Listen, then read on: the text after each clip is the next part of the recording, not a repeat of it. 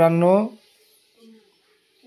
Scholarship भरताना तुम्हाला problem येत आहे. मोबाईल नंबर तुमचा हरवलेला आहे, आधार कार्ड तुमच्याजवळ जे आहे लिंक नाही आहे किंवा लिंक आहे, तर कशा पद्धतीनं तुम्हाला तुमचा मोबाईल नंबर अपडेट करायचा आहे. युजर नेम पासवर्ड तुम्ही विसरला आहात.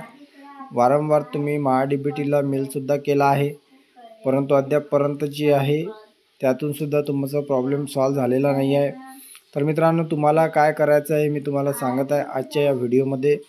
सर्वप्रथम तुमच्याजवळ मोबाईल नंबर जर असेल तर साईटवरून तुम्ही तुमचं युजर नेम पासवर्ड तुम्ही अपडेट करू शकता.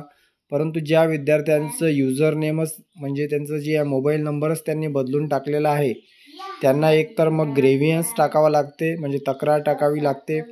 तक्रारमधून जर त्यांचा प्रॉब्लेम सॉल्व झाला तर ठीक आहे. त्याच्यापेक्षा एक सोपा मार्ग तुम्हाला सांगतो. तुम्ही ज्या संस्थेमध्ये शिकत आहात त्या संस्थेचे जे स्कॉलरशिपचं जे काम बघतात त्यांच्याकडे तुम्हाला जायचं आहे आणि त्यांना म्हणायचं आहे की माझा मोबाईल नंबर अपडेट करून द्या. आणि त्यांना सांगायचं आहे की प्रिन्सिपल लॉग इनमध्ये ही सुविधा देण्यात आलेली आहे. विद्यार्थ्याचा जो आहे संस्था मोबाईल नंबर बदलू शकते. आधार आणि नॉन आधार दोघांसाठी हा अपडेट मोबाईल नंबर संस्था करू शकते. प्रिन्सिपल लॉग इनमधून तुम्ही हे करू शकता. एंटर आधार नंबर टाकायचा आहे, डेट ऑफ बर्थ टाकायची आणि सर्च करायचं आहे. सर्च केलं की तुमचे डिटेल्स खाली येईल. फुल name, Aadhaar number, user I D, mobile number, email I D.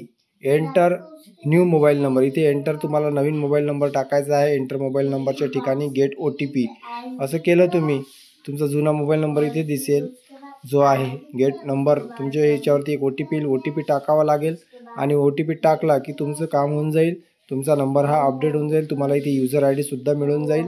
आणि नंतर तुम्हाला काय करायचं आहे, तुमच्या लॉग इनला जायचं आहे महाडीबीटीचे आणि फॉरगेट पासवर्ड करायचा आहे. फॉरगेट पासवर्ड केलं की तुमचा जो आता इथे तुम्ही नवीन मोबाईल नंबर टाकाल त्याच्यावरती OTP येईल आणि तुम्हाला पासवर्ड रिसेट करून घ्यायचा आहे. आता युजर आय डी पासवर्ड मिळालेला आहे, तुम्ही आरामात जे आहे तुमचं लॉग इन करू शकता. तरी मित्रांनो, ही जी आहे यूट्यूबवरती कुठंच दिलेलं नाही आहे, म्हणून मी हा तुमच्या सोयीसाठी व्हिडिओ बनवून दिलेला आहे. आता तुम्हीचा जर मोबाईल नंबर हरवला असेल आणि लॉग इन होत नसेल तर तुम्ही तुमच्या जे क्लार्क आहे त्या क्लार्क यांना भेटून जे आहे प्रिन्सिपल लॉग इनमधून हे तुम्ही करू शकता आणि तुम्ही जे आहे फॉर्म भरू शकता. तरीही व्हिडिओ आवडला तर नक्की लाईक करा, शेअर करा, सबस्क्राईब करा चॅनलला. धन्यवाद.